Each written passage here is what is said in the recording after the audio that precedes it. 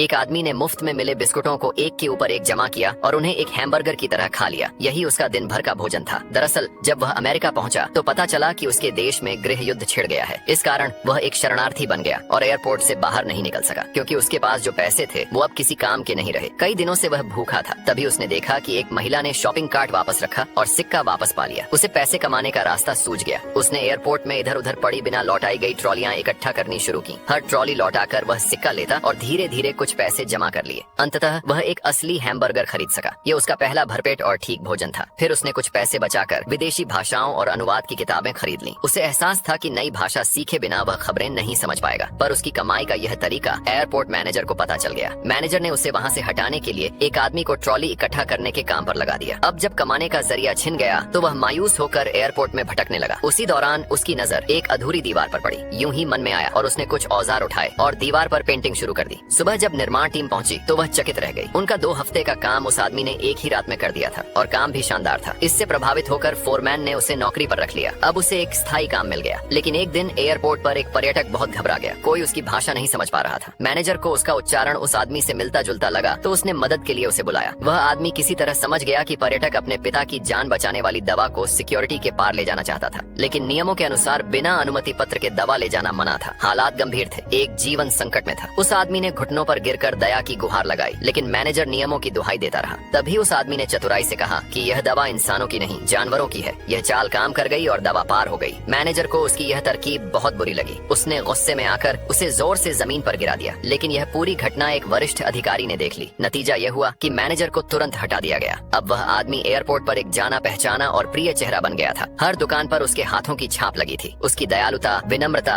और ईमानदारी ने सभी को प्रभावित किया। क्या आप नहीं मानते कि ऐसा इंसान सच में सराहना के काबिल है?